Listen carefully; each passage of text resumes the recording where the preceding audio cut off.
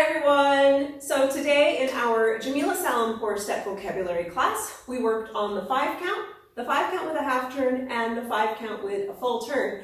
And so there are two things that will really help you stay organized in this step. One is making sure that your feet are on the correct foot at the correct time. So that means which foot is on the floor, right? So it has 5 steps. It's called the 5 count because it has 5 steps. 1, 2, 3, 4, 5, 1, 2, 3, 4, 5, and really making sure that you're on the correct foot at the correct time, especially when you go into those turns, because the body is taking in a little bit more information, right? You're turning, it might be a little disorienting, and so if your feet are on that beat, you will you'll have a lot more stability and you'll have more confidence, right, in that turn. Now, here's another thing about the turn that we talked about today, was to think about turning from your upper back. So that place in between your shoulder blades.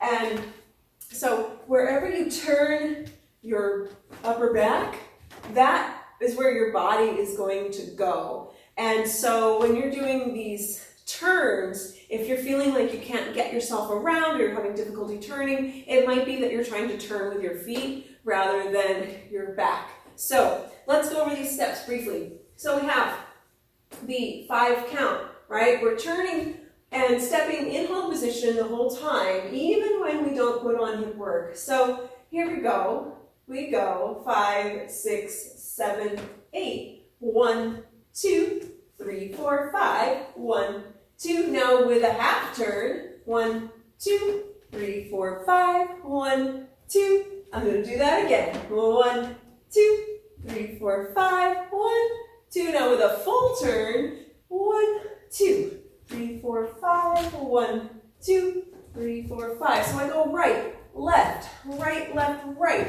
left, right, left, right, left, right, left, right, left, right.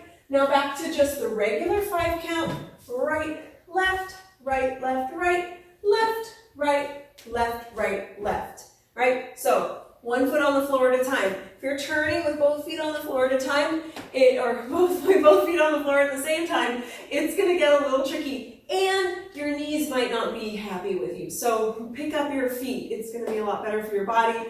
You'll be able to stay more organized, and I think it'll be a lot more successful. And turn with your back.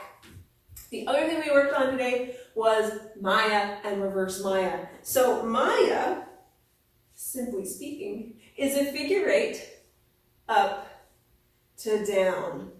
Now remember, we also have the figure 8s back to front and front to back.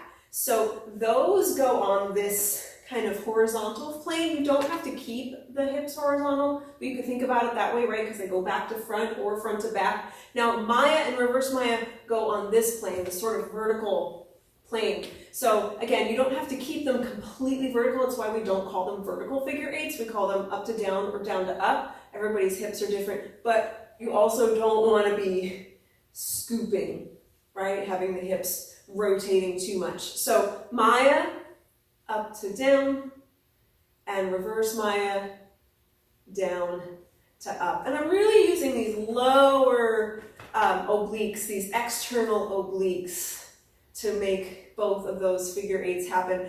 I find that sometimes people find it helpful to put their hands on their hips so they can really feel the hips moving in space. All right, so play around with that, and remember Maya is up to down, reverse Maya is down to up. Yeah? So, all right, thank you so much, and we'll see you next time.